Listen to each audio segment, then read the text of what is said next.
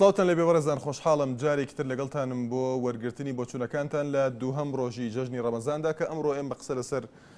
قەیرانی دارایی دەکەین لە هەرێمی کوردستان و تا چەند ئەم قەیرانە کاریگەری هەبووە لەسەر بەڕێکردنی جەژن لەسەر ئامادەکاریەکانی جەژن بەتایبەتی نەناردنی بودجەی هەرێمی کوردستان و دواکەوتنی موچەی هەندێک لە وەزارەتەکانی حکوومەتی هەرێمی کوردستان. قەیرانی دارایی دەوترێت ئەم کاریگەری کە هەی بووە ناڕەزایەتیەکان ئەوەیان پێدەوتین ئەم قەیرانە کاریگەری هەبووە لەسەر ئامادەکاریەکانی هەندێک لە هاوڵاتیان. ئێمە دەمانەوێت ئەمڕۆ بەگشتی قسە بکەین لەسەر ئەو ئامادەکاریانە لەسەر بەڕێکردنی جەژنی ڕەمەزان بەتایبەتی لە ڕووی ئەم قەیرانی کە دروست بووە لە هەرێمی کوردستان کە لە بەدواداچوونەکانی نارتیدا ئەوە خرای ڕوو کە قەیرانەکە کاریگەری هەبووە لەسەر تەنانەت منداڵانیش بە شێوەیەک لە شێوەکان و لەسەر هەندێک لەو خێزانانەی کە موچەکانیان دواکەوتووە. لە لایەکی ترەوە قەیرانەکە کاریگەری هەبووە لەسەر جموجەڵەکانی بازار لەسەر نرخەکان و شێوازی کڕینی کەلوپەل و شتومەک لەلایەن هاوڵاتیانەوە بۆ بەڕێکردنی ئەم سێ ڕۆژەی جەژنی ڕەمەزان. ئەم پرسیارە تەوەری ئەمڕۆی پرۆگرامەکەی خۆتانە تا چەند قەیرانی دارایی هەرێمی کوردستان کاریگەری هەبووە بەسەر بەڕێکردنی جەژندا لە تۆڕی کۆمەڵایەتی فیسبوک بەناونیشانی facebook.com/naliatv دەتوانن بۆچوونەکانتان بنێرن هەروەها لە ڕێگەی ڤیدیۆ سکایپ بۆ ڕاستەخۆ لەگەڵماندا بەشدار دەبن. جەبار لە هەولێرەوەی کەم پەیوەندیمانە ئەم کاتت باش کاک جەبار. باشتر کاک شوان کوی باش. زۆر سپاس فەرموو کاک جەبار. بینەت پیرۆز بی. سپاس دەکەم لە ئێوەش پیرۆز بێ کاک جەبار. کاک جەبار تا چەند قەیرانی دارایی کاریگەری هەبووە لەسەر بەڕێکردنی جەژندا؟ بە قورئان هەتا ڕادێکی باش بوو چارەنی ینی بەشەر دەبی هەر ڕۆژەکەی پێی دەرێن جێژنە دەبی هەر خۆی ئامادە بکەی خۆشی ئەمە ناچاریەکە کە دەبێت خۆی ئامادەکە بەڵام پێت وایە کاریگەری هەبوو قەیرانەکە؟ ئەدی چۆن کاریگەری نەبوو لە کاریگەری حتا بڵێن لە هەموو تشتێکیدا هەبوو یعنی یەک تش نییە بێ کاریگەری نەبی بەنسبەت بوو هەمووی بودجەیە ڕاستی. بەڵێ آره والله یعنی اگر بوده او نه باید هر وقتی جارانگیج ندکره و عالم بخوشی امن خوی ساخت تقسیمه یعنی روزی پیش جزن 5 روز پیش جزن روزی 150,000 میجدکر او یعنی او جزنه روزی 20,000 23,000 هر یعنی نگره باید او صبرم لمالی ندهار نکهر ندگره بله یوادارم برپرسەکانی حکوومەتی هەرێمی کوردستان ئەو قەیرانە چارەسەر کەن بە زووترین کات ڕاستی ینی خەڵکێک هەیە زۆر پێویستی. سپاس بۆ کاک جەبار لە هەولێرەوە. زانا لە سۆرانەوە ئەم کاتت باش کاک زانا. باشە جان زۆر سپاس کاک زانا فەرموو. وەڵای جان ئەوەی من دەمێ باش دەکەم سەبارەت بە پێشمەرگەیە بەڕاستی ینی ئێستا بێچامی نەکراوە. بەڵێ کاک زانا. یعنی زۆر لە پەرلەماندارەکانش هەنا ڕەتدەچنەوێ کاریگەر لەسەر کولی پێشمەرگەکان دەنێ ڕسمێکیان لەگەڵەکردن بەڕاستی ینی وێنەگەستن هیچ سوودێکی نییە لەگەڵ پێشمەرگەکان. وێ داوا دەکەم لە فڕۆکسیۆنەکانی پەرلەمان بەخۆیان نابچنەوە. زۆر سپاسان دەکەم. سپاس بۆ کاک زانا لە سۆرانەوە گەر هاوکارانم تۆزە دەنگی پەیوەندەکانم بۆ بەرزکەنەوە بۆی بەباشی گومان لیان بێت. وریا لە چەمچەماڵەوە ئەم کاتت باش کاک وریا. ئەلو سەڵاوت لێ بێ جەژنە پیرۆزەی خۆم سەڵاوت لێ بێ جەژنە پیرۆزەی خۆم لەسەر دەم کارمەندان و بەڕێوەبەری تەلەڤیزیۆنی NRT یەکەم زۆر سپاس. سەبارەت بە قەیرانی دارایی کە لە ئەمڕۆ لە هەرێمی کوردستاندا قەیرانەکان چەندین قەیرانەکە ئەمڕۆ بەرەوکی حکوومەتی هەرێمی کوردستان و کە کاریگەرە سلبیەکانیشی بۆ تەنها سەر هاوڵاتیانە کە سەر هاوڵاتیان ئەمڕۆ هاوڵاتیان بەهۆی ئەم قەیرانەوە بوونەتە دوو چین چینی باڵادەست و خۆشگوزەران و چینێکی تریش هەیە پێی ئەڵێن چینی چاوەڕوانی موچە و دەستکردنەوە واتە بە کوردەکەی چاڵکردنیکی مستەقف کە چاوەڕوانی دەستی حکومەتن. ئایا تاکو کەی ئێمە چاوەڕوانی لە حکومەت بکرین موچەیەکەوە 90 ڕۆژ بێ بۆ کەمەندامێک نەهات بێ ئەبێ بژێوی ژیانی ئەو خەڵکە ئەمڕۆ لە جەژنەیە و لە پێش جەژنەیە چۆن بوو بێت لە هەموو دوکاندارەکان کە ڕاپرسیان لەگەڵ ئاکرێت زۆر قەیرانەکە زۆر ناخۆش بوو. ئەگەر جەناب بدە سپاس بۆ کاگوریا عمەر لە سلێمانیەوە ئەم کاتت باش کاک عمەر زۆر سپاس سپاس بۆ تۆش کاک عمەر جەژن پیرۆز بێ دەستخۆشی لەکەم جژنی هەمووتان پیرۆز بێ زۆر سپاس دەکەین فەرموو زۆر بەداخەوە زۆر بەداخەوەڵم کەوا موچەی فەقیر و هەژارەکان مەحتەلەکەن بەڵام موچەی خۆیان لە پێش ئێمەوەیە بەڵێ کاک عمەر ئەگەر باس لە موچە بکەی ینی پێشتر پێشمەرگە ئەوەی کە سەر بە وەزارەتی پێشمەرگە بوو گلەی ئەوەی دەکرد کە موچەکانیان دوا دەکەوێت ئەوان ئێستا پێش خرا موچەکانیان درا هەر ئەم ڕخنەیە هەیە تا ئێستا قوربان ماوەیەکی کە ئیشیان بە مامۆستا بێنجا موچەی ئەوان پێش دەکەن هەتاکو قەیران دروست نەبێ وەزەقیان لێ نەکەی موچەکان دابین ناکەن باشە تا چەند پێت وایە ئەم قەیرانە کاریگەری هەبوو بەسەر بەڕێکردنی جەژندا والله تەمەن زۆر هەیەی حتا لەسەر مناتۆن تۆ کە پارە پێ نەبێ ناتوانی جەژنان نەبەی ناتوانی شتی پێویستی جەژن بکڕی کاک عمەر تۆ خۆت فەرمانبەری چ وەزارەتێکی موچەت هات نەهات موچەی چی موچەی ئەمە ئەمانگە بێتەوە چینە مانگی سێ هەمووەکو مامۆستا بەڵێ جەنابەت مامۆستای بەڵێ تا چەند کاریگەری هەبوو لەسەر بەڕێکردنی جەژن بۆ تۆ زۆر گلەیەکیشم هەیە تەمە زۆر گلیم هەیە پەرلەمانتاران ئێمە هەڵمان بژاردن ئێمە خۆمان وەکو مامۆستان لە سەر سنووقیش بووین ئەوان ساڵێکە موچە خۆن بەڵام ئێمە تا ئێستا موچەی سەر سنووقەکەشمان نەدراوەتێ بەڵێ بزانە ئەوانیش نهاتنە سەر دەنگ لە مافی هاوڵاتی سپاس بۆ پەیوەندەکەت دیندار لە ئاکرێەوە ئەم کاتت باش کاک دیندار سڵاوت لێبێ فەرموو بەڵێ کاتی تۆ بازر لە پیرۆزە لێ دەکەم زۆر سپاس لە تۆش پیرۆز بێ فەرموو بەڵێ لە گشت پێشمەرگەکان جژنێ پێشمەرگەی هەموو پیرۆز دەکەم بەڵێ جژنێ سەرک بارزانانی پیرۆز دەکەم و دەستخۆشیش لە بەرنامەکەت دەکەم بەس هیواد تەمەنامەوە بوو بەس بەزاری لە بەرنامەکە بکەم ئەو دووجارە دوو ڕۆژە پێم ئەوڕۆ حەسر بوو باشە پێمان باشە کاک دیندار لەسەر تەوەرەکە قسەیەکت هەبێ کۆ هاوڵاتیەک تا چەند قەیرانی دارایی کاریگەری هەبوو لەسەر بڕێکردنی جەژندا بەڵێ وەڵڵی دەستخۆشی لە بەێ دەستخۆشی لە پێشمەرگەکان دەکەم و هیوایەکی کەمە دریزیان بۆ دەخوازم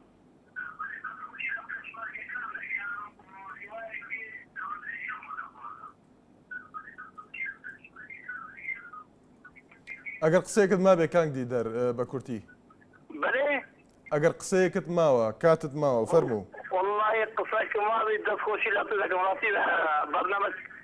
بەرنامەکە لە جێ خۆدا زۆر سپاس بۆ کاک دیندار لە ئاکرێەوە مام جەوهەر لە هەولێرەوە ئەم کاتت باش مام جەوهەر مامزەوە لە کۆیەوە جەژنە پیرۆزان لێ دەکەم زۆر سپاس دەکەین فەرموو دەستخۆشی لێ دەکەم هیوان سەرتانە بەڵام من ئەوەندەی دەڵێم ژیان بە پارەیە خۆشە بەڵام خەڵکی فەقیری کوردستان ئەگەر نێبی لە چێ بێنێ لەخوا دەزیاد و سەرکردەکانش عیبیان نێ لە قسەی قەڵە و لە جیرفانی پڕ و لە پرۆپاگەندەی ڕۆژانەی بەرامبەر خەڵکی کوردستان و بە سەدا ئێستا چوینێت خەتەکانی جەپەی دیناری خۆیان لە جیرفانی نییە و چاوەڕێی شارەکەم بەرامبەر داعش و ماڵ و منداڵەکانیشان احتیاجە بە دینارە چی و گوایە داوای دەوڵەتی کوردی دیارە و نەفتەکەمان دەگیرێ و یەک کەسیشمان لەگەر نییە و 52 ساڵ خەبات ئەوە ڕۆژەکەمانە بابە بڕۆ لەگە حکوومەتی عێراق لەکەوە و بودجەکە وەرگێ و میلەتەکە خۆت بە خۆشی بژێنە و باشترە لەوەی درۆ ڕۆژانە هیوادارم ئەندامانی پەرلەمان قەرەوەکانی کە دێنە سەر تەلەڤیزیۆنە با جەپەیەکی پێکبینن بە هەمویان بچە خەتی جەپەی و سلاحەکەی هەرگرن بەرامبەر داعش شەرە بکەن باشترە لەوەی ڕۆژانە قسەی خەرە بکەن باواز بە سلاحی فکر جینایەتی بینن ئەو میلەتە ماڵی کاوەڕی گوناحی هیچ کەسە لەو میلەتەی بکە زۆر سپاس بۆ مام جەوهەر لە کۆیەوە سپاس بۆ پەیوەندەکەت هیوا لە کفریەوە ئەم کاتت باش کاک هیوا سپاس دەکەین فەرموو کاک هیوا بەڵێ کاشوانگیان خۆی دواکەوتنی موستا ئێمە زۆرمان لەسەری وت و تەئسیراتی بازاڕ و بۆ حەق بە تاکی ئەم هەرێمە بەڵام لە گشتی گرنگتر ئەوەیە کە بۆ موسەکە بەڕێز ئەڵێ وەڵامە کێشەی هینمان نەماوە کێشەی بوجێنی هەمووی حاضرە بە زۆلارە تو ئەو خوایە ئەمامە گاڵتە پێکرد نییە بە خەڵکە یعنی تۆ کێشەی خەیری کەوەڵات کێشەمانێری لە هینایی باشە قەی ناخۆ براوە لە عێراقشنە هەر بە دۆلارەکەمان لێرە خیرسی ئەو ئەگەر زەرش بکەوێت سەرمانە کێشە نییە خۆمان دابی كاتريش ما بحاجة جنب بس يجي له أم تلفونات أم همو خلقه بدي كفتاكا لا شبوتي حتى كل كاكا اللي تشافي تلفزيون دوبرينجاي توش مجال تشانا يعني أنا قسم بخوا أقول لك أم كاركوكيا الدنيا خلق الواحد بوك فري ولا أي والله بس لقولي مال عبد الله تستعيد ما كاتريش لم كذا مستجانا الدنيا أنجرب مدينة بيتشان أنجرب برزودي بيتشان أنجرب مع مساك وزان بوتي ما بس تجفا إنجا موتيوان بس كيف صار معي مور سپاس بۆ کاک هیوا لە کفریەوە هاوکار لە کەرکووکەوە ئەم کاتت باش باشەی بۆ تو بەڕێزم زۆر سپاس بەڕێزم تەورەکە لەسەر چییە؟ تایبەتە بە پرسیارێک کاگاوکار تاشن پێت وایە قەیرانی دارایی هەرێمی کوردستان کاریگەری هەبوو بەسەر بەڕێکردنی ڕۆژانی جەژندا یعنی وەکو بەڵێن نەبوونی موچە و بەڵێ ئەم جۆرەستانەوە بەڵێ ئەمە هەمووی دەشێتە چوارچەوەی قەیرانی داراییەوە بەڵێ بەڵێ هەر لە کەناڵەکەی خۆتان بوو حتا مناڵەکان گرەیە کە بتیان شێژانەمان وەرنەگرتووە بەڵێ ئاماژەشمان بۆ دا ئەمە بچووکترێشتی ئەم بچووکترێشت وەنیە ئەگە تو دارایی باش نەبێ لە خۆشخانە دروستە کرا ئەگە تو مەسەن دارایی نەبێ ئەتوانم کەناڵە بەرژەڕێەوە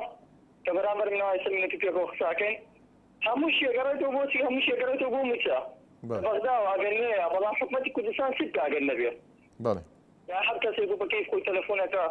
بەکەی خۆی قساکە بەکەی دەتوانێتە کورتی زیێ نازانم موریمانتی وای کردووە نازانم چی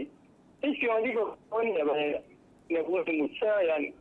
مەسەن دارایی نییە بەڵێ کاگاوکار بەڵام سەرۆکی حکوومەتی هەرێمی کوردستانی شیروان بارزانی دەڵێت ئەم قەیرانە بەردەوام نابێت پێت وایە ئەم قسەی لە چیەوە سەرچاوی گرتوونەوەی کە چارەسەر دەکرێت لەگەڵ بەغدایان پشت بە داهاتی هەرێمی کوردستان دەبەسرێت بەڵێ بەڕێزم ئەو نەوەی کە ڕۆشتوێتە دەرەوەی پارلەمانی کوردستان هەرێکی بە ئەمریکا فرۆشێت وانێکی بارچی وڵاتێک بێت ئەو نەوەی پارلەمانی کوردستان ئەگەر دەگەڕێتەوە بۆ بەخەکانی کوردستان وانە دەخوا هەر واش نابێ وەزع عەکس بڵێ چ نەبێت و وەزع وا بڕوانجاگەوا بێت بەڵێ کاگاوکار زۆر سپاس دەکەین سپاس بۆ پەیوەندەکەت سەیوان لە کفریەوە بەڵێ دیارە پەیوەندەکەی بشراوە هاوکار لە سلێمانیەوە ئەم کاتت باش کاگاوکار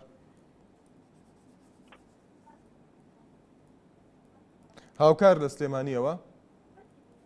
کاگاوکار گوێت لێمانە کاگاوکار بەڵێ دیارە گوێی لە دەنگمانیە بەڕێ زانێمە ئاماژەمان بە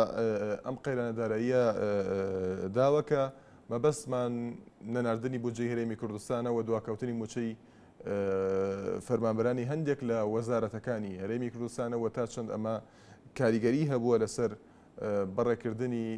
ڕۆژانی جەژندا دیارە ئەمڕۆ دووهەم ڕۆژی جەژنی ڕەمەزانە بەڵام ئێمە مەبەستمان ئەو ئامادەکاریانەیە کە پێش جەژن دەکرێت و ئەم دوو ڕۆژەی جەژن کە دوا ڕۆژیشی سپێنەیە بێکومان محەممەد لە قەڵاتزیەوە ئەم کاتت باش کاک محەممەد زۆر سپاس دەکەین فەرموو کاک محەممەد وەڵایی ئەمە لەسەر موزەی قسەی دەکەم مراتبی کۆرە داگوت پارەی بۆ کابانی ماڵە دەبڕینەوە وەڵانی کاک محەممەد پیاوانی ماڵیش بڕی بەڵێ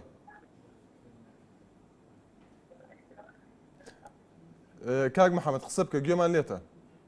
بەڵێ بەڵێ فەرموو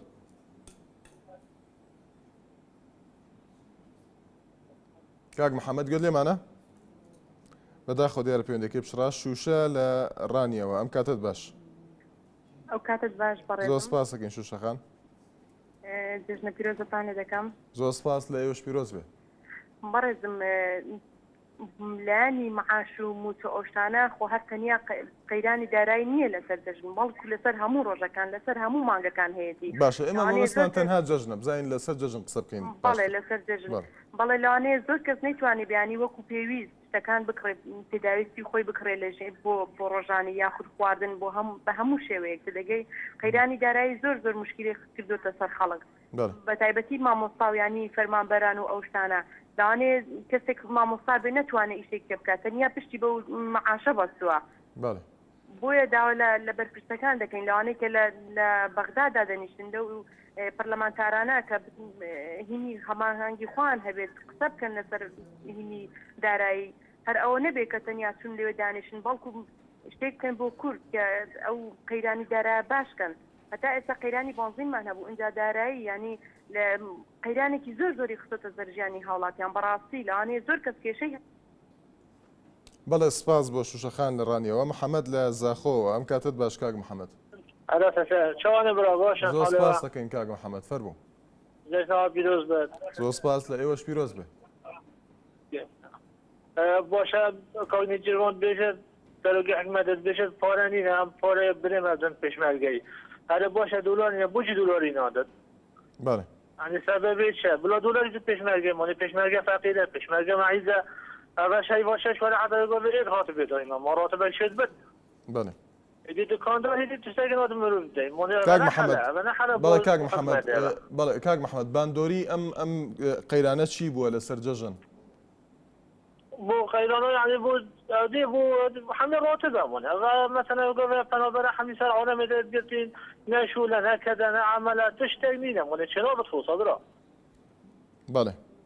والله مثلا پێشمەرگە هەمی سەنگەری دا سێ بەرە پێشمەرگەی لەگۆڤێت مەسئولە پشت مۆلە خەڵ پێش زۆر کۆنن وای دیدە ڕبعەکە فەقیر و ژەرە چوین سەنگەری وای دی کەسە سەنگەری نینە سوپاس باش سپاس بۆ کاک محەممەد شوان لە هەولێرەوە ئەم کاتت باش کاک شوان هەموو کات باش کات شوان سپاس دەکەین فەرموو کاک شوان بەڵێ ئەبوو سیروانە ببوورە ئەو سیروان لەگەرتان لە هەولێر ببوورە فەرموو کاک سیروان وڵی کاک شوان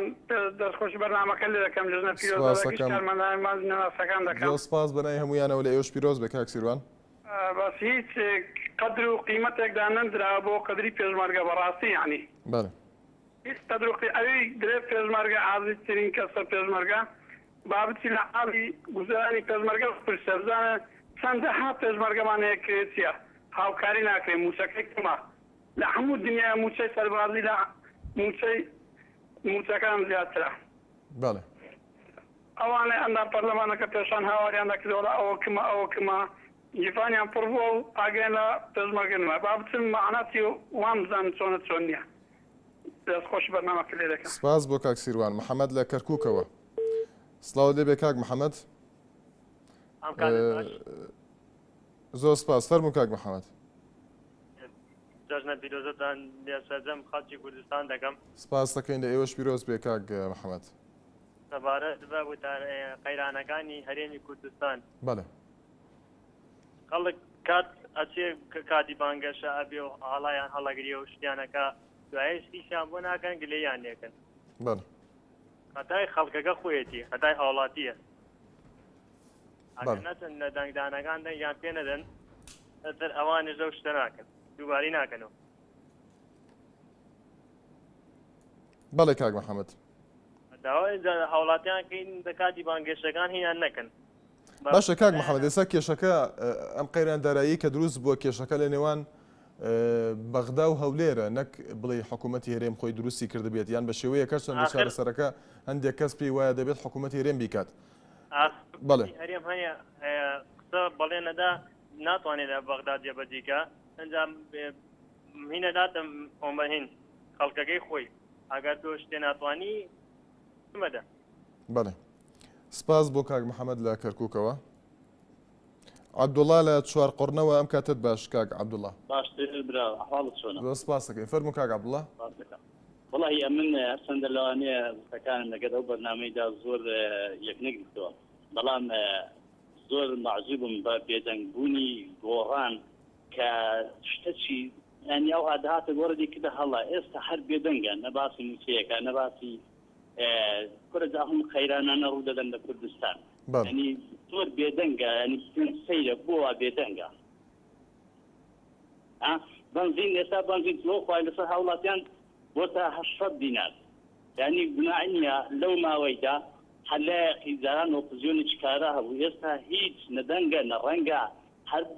ینی لە پارتی یەکەتی خراپتر بووە ئێستا ینی خەڵک مێدەشی هەبوو کاک عەبدوڵڵا باس لە ئۆپۆزیۆن دەکەی پێت وایە ئەگەر ئۆپۆزیۆن هەبوایە ئێستا دۆخەکەوانە دەبوو چاتر ینی بەڕاستی چاتر بوو لەبەرەوەی پارە زۆرە نەوت زۆرە يعني قناعات تبدا بەڵام بەڵێ کاک عەبدوڵڵا بەڵێ سپاس بۆ پەیوەندەکەت فاتمە لە سلێمانیەوە ئەم کاتت باش فاتمە خان ئەم کاتی تۆ شاد کاکشوان زۆر سپاسی تۆ هاوڕێیان و کامێراکەم زۆر سپاس دەکەن سپاس بەنێوانەوە دووبوونەی کایکێشن بۆ هاوڵاتیان و بۆ ڕازگلەیی و اختراع و زۆر شت هەیە کە پێشکەش ئێوەی بەڕێزیەکەن بەڕاستیەکەی کاریگەری دارایی زۆرە بۆ جەژن بۆ هاوڵاتیان بۆ موچەخۆران لەبەر ئەوەی ئەگەر موچە نەبێت جەژن ناتوانانی بکەیت ئەگەر قەزی بکەی قەزی نایاتێ ئێستا من خۆم موچەخۆرم داوای قەرز دەکەم قەزم ناتێ نیەتی بەکێ بڵم قەزم باتێت موچە وەرنەگرتووە فاتمە خان وەڵاهی وەرم گرت بەڵام وەرگرتنەکەت چۆنە خۆی ئێمە 22 مانگ مەعاش وەرەگرین بەڵام بەداخەوە 2 مانگ بەسەر یاڕوا 3 مانگ بەسەر یاڕوا ئەوەشی کە وەرەگرێنەوە بە قەرزە یعنی ئیسفایی لێ ناکەین هیچ ئیسیفایکی لە ناکا موچەخۆر خاصە نەوانەی کە کرێتچین قەرزەکەن و ئەیەنەوە یعنی نازانم مفتی لێهاتی هیچ ئیسیفایکی نیە لە حاڵەتێکی ضروریاتی ئیسەکە جەژنە جا مناڵیش نازانێ بە بۆنەی دواکەوتنی موچەوە موچەی جەژنانەی مناڵیش دەما مناڵ نازانێ نەبوونی چییە ئەڵێ بێنە جەژنانە ئەڵێ نیمە پێم نیە ئەڵێ هەرە بێ بمەیتێ سپاس بۆ فاتمە خان لە سلێمانیەوە ئاوارە لە هەولێرەوە ئەم کاتت باش ئەو کاتت باش باشی بەڕێز زۆر سپاس کاک ئاوارە بەڕێز لەسەر ئەو جژنیومدان پیرۆز دەکەین سپاس دەکەین لە تۆش پیرۆز بێ کاک ئاوارە بەڵێ لەسەر ئەوەی زۆر سپاسی مامجەلال لەگەین کەوا ئێستا گەڕاوەتەوە بۆ کوردستان بەڵێ بەڵێ کاک ئاوارە سەبارەت بە تەوەرەکە پێت وایە قەیرانی دارایی کاریگەری هەبووە لەسەر بەڕێکردنی ڕۆژانی جەژندا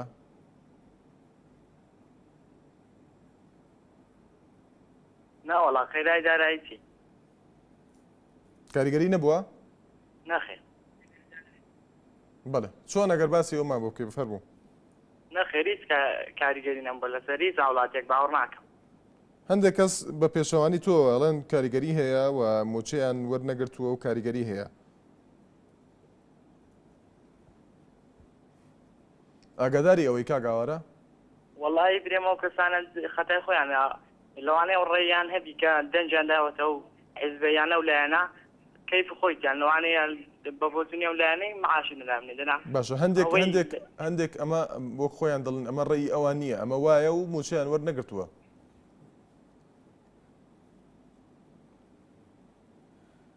وەڵی برێم دیارە خەتای و حیزبەیە کە دەنجیان داێتی دەنا ئێستا هەر حیزب لە کوردستان نەفەر دەژێنی بۆ پێت وایە حەزب موچە دابەش دەکەیان حکوومەت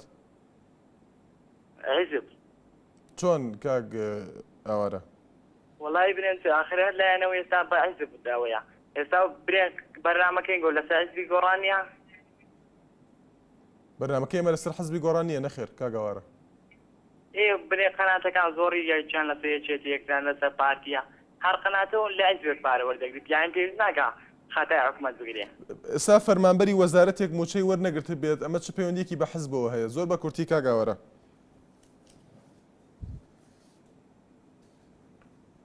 ئێوە فەرمانبەرە خۆ دەنجای تاویزێک بەڵێ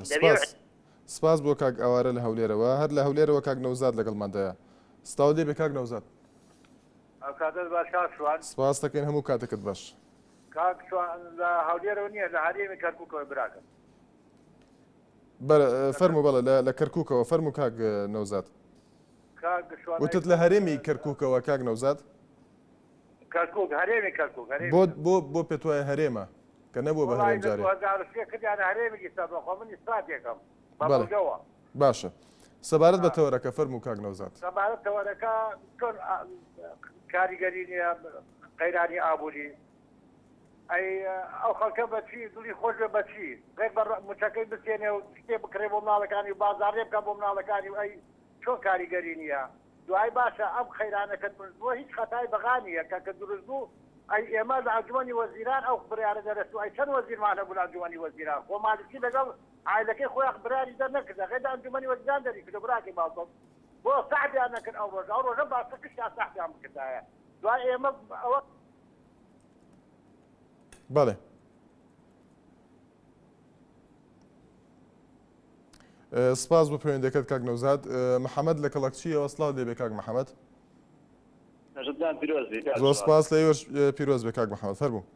خۆشی بەڵێنەکەتان لێ دەکەم. سپاس دەکەین. نسبەت تەوەرەکەتان بەڵێ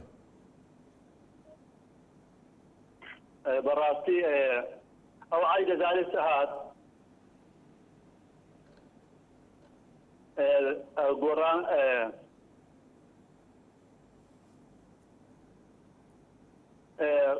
ئەخوای مندای ژیاگە خۆ نییە خۆ دەرەوی نەمامە نەما خۆ پولسیک هیوادارن چارێک لە ئایا بکەن لە ناحەیە کەرەکچیەوە. بەڵێ دەستخۆشی لە یەکگرتووی ئیسلامی کوردستان دەکەم بەڕاستی ئەو نەبووایە جلێکی عیزمانە دەکڕی هیچمانە دەکڕی بەڕاستی. سلام علیکم. زۆر سپاس بۆ کاک محەممەد لە کەڵەکچیەوە. ئەحمەد لە کەلارەوە ئەم کاتت باش کاک ئەحمەد. حياتكم. سڵاو لێبێ کاک ئەحمەد جەژن پیرۆز بێ فەرموو. جەژن پیرۆز کاک شوانی هەم کاتت باش. هەموو کاتەکەت فەرموو بەڵێ. قوربان سپاس دەکەم. ماوەی دەربارەی موچە قسە دەکەین. وەک زندانی سیاسی موچەی سلێمانی و هەولێر و دۆک هاتووە موچەی بەس ئیداری گەرمیان نهاتە سنووری گەرمیان کەلار و کفری و دەربەنی خان. بەڵێ ئایا بۆ مالکی لەم کاتە لەم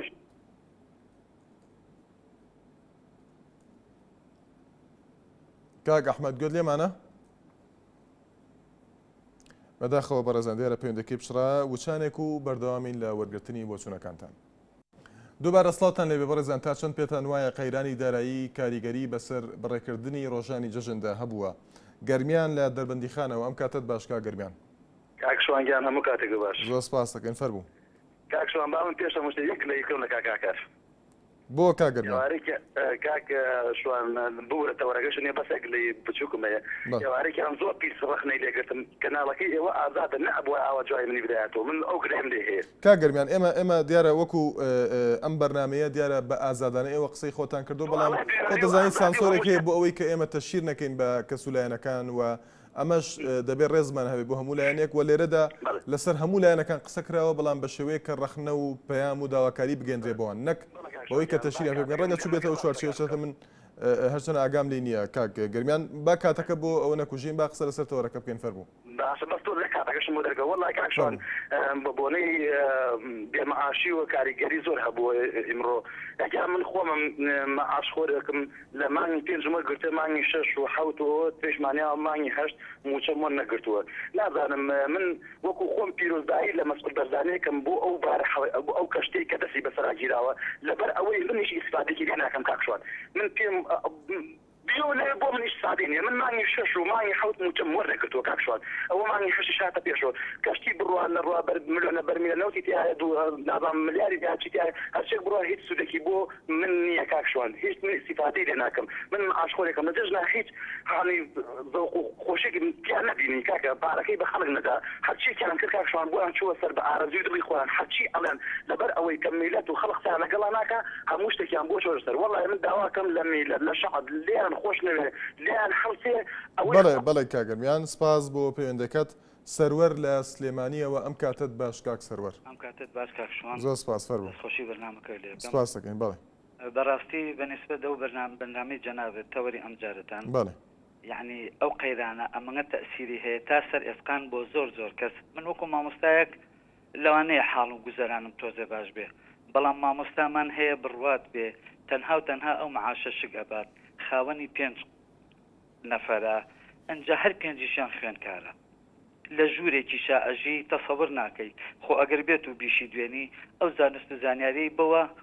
بە زۆر بە کەم کەسەوە هەیە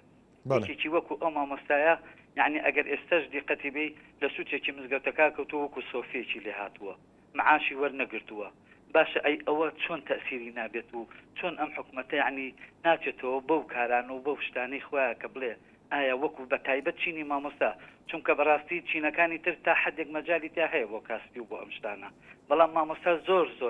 واضح و دیارە لەناو کۆمەلگا بۆەوە ناکە جایکەمەوە وەکو فەرز نە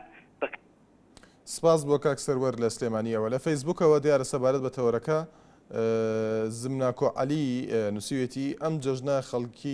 خەڵکی موچەخۆر وەک گوڵی بێ ئاو بوون زۆربەی ئەوەندە پارەی پێ نەبوو کە جل بۆ منداڵەکانی بکڕێت چجا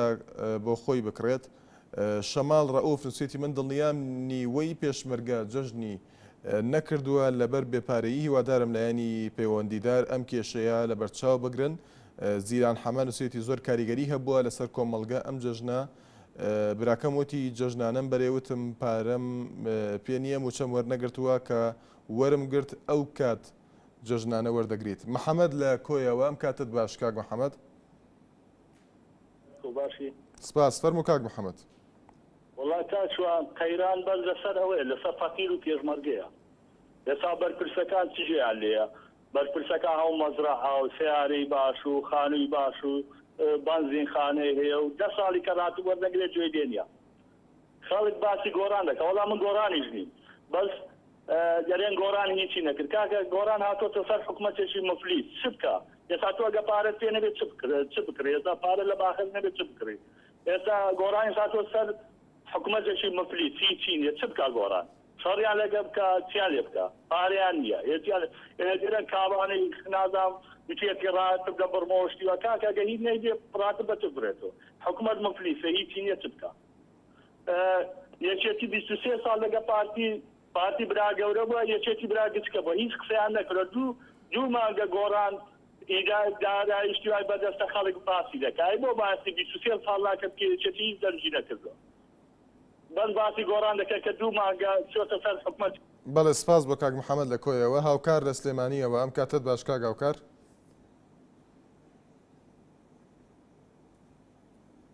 بەڵێ بەداخۆ دیارە پەیوەندەکەی بچراوە لە فەیسبوکەوە ئاسۆ عەدنان نووسیوێتی بەڵێ زۆریش کاریگەری هەبوو لەسەر بازار و ڕووی لە هەموو شوێنە کردووە نازانم دەنگم دیارە لایەنێکی نووسیوە دەڵێت هەر هیچ دەنگم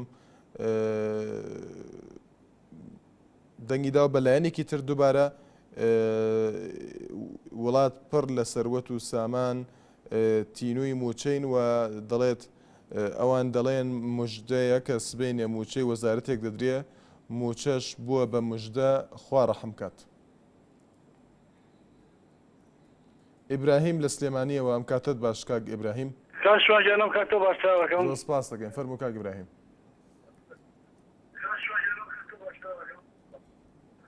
دەستۆشی بەنامەکە لێکم براکەم سپاس فەرموو کاک ئیبراهیم بەڵێ سپاس دەکەم. کاکە ژیان تەبەن ئەو دەقیم بۆ کاکە مەمنونم بە قوربان. فەرموو قسەی خۆت کە کاک ئیبراهیم. کاکە ژیان ئێمە پارەمان بۆ چییە بە قوربان ئێمە پارەمان بۆ چییە؟ بەڵێ کاکە ئێمە 6 پۆلیسین تێگەشتی بەڵێ کاکە هەر شەشمان نیە 2000 مالی شیفانە نیە بە قوربان. باوەڕەکەی جێژنە پیرۆزەمانەدا بە خوشکەزا و برازا و ینی کڵ و کەسمان یان نێوەڕەوە هەیە کاکە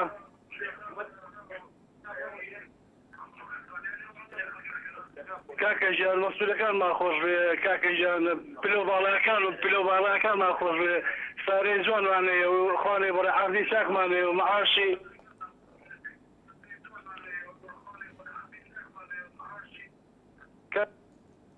سپاس بۆ کاک ئیبراهیم لە سلێمانیەوە هەر لە سلێمانیەوە کاک محەممەد لەگەڵماندایە ئەم کاتت باش کاک محەممەد. کاکە شوانم کاتە باش زۆر سپاس فەرموو کاتەکانی تۆ بینەران و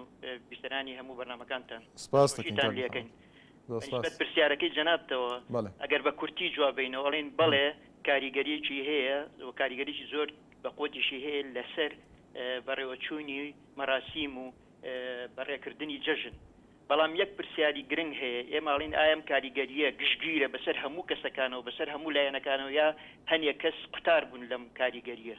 ئەمە پرسیارە گەورەکەیە ئێمە زانین کاتێک کە قەیرانێگە بێ ئەگەر ئەو قەیرانە گشتگیر بوو هەموو کەسێ هەبوو معنەوێتی خەڵکو و هەڵسەنگانی خەڵکو و تەحملکردنی ئەو قەیرانە بە قووەترە بێگەر هات و شتەکە عموم و گشتگیر بوو بەڵام ئەگەر هات و هەنیە کەس نمونەیەکی زۆر بەسیتی پێڵم معقولە لەم کاتی بێمەعاشیایە کەسێک زیاد لە 1500 مەسیج بنێرێ بۆ بەرنمەیەکی بردنەوەیەکی کەوا لە جەژنە دروستیان کردووە ئەمە ئایا کاریگەری نییە یاخود ئێمە چینە بازار ئەڵین تەماتە بەچەند ئەڵە کیلۆنیە بە 1000 دینار ئەم 1000 دینارە توانین بین بە 2 ڕسق لەبەر ئەوە ئامادەکاری خەڵک خۆی قانون بۆ خۆی دروستکار لە کاتی قەیرانە بەڕێی من. سپاس بۆ کاک محەممەد لە سلێمانیەوە. سارا لە سلێمانیەوە ئەم کاتت باش ساراخان. سپاس دەکەین فەرموو ساراخان. کاکەگیان بەڕێی منە لەم حکوومەت حەقی خۆیەتی ئاوامان پێ بکات. بەڵێ بۆ ساراخان خەتای خۆمانە.